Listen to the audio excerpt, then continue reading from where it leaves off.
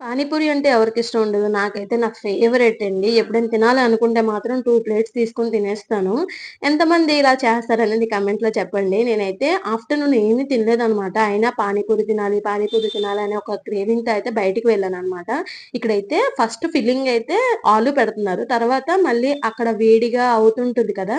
అవైతే పెడుతున్నారనమాట. ఇన్ని పానీపూరీస్ ఉన్నాయి కదా! నేనైతే చూస్తే మొత్తం తినేయాలనిపిస్తుంటది. మీలో ఎంతమందికి ఇలా అనిపిస్తుంటది కామెంట్ చేయండి.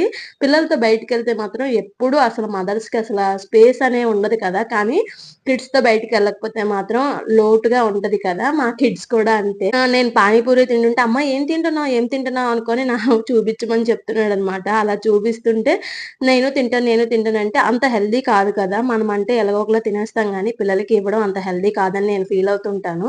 మీలో ఎంతమంది ఇలా ఫీల్ అవుతారు? ఎంతమందికి అసల పానీపూరి అంటే ఇష్టం? కామెంట్‌లో చెప్పడం అస్సలు మర్చిపోవద్దు. ఇంతే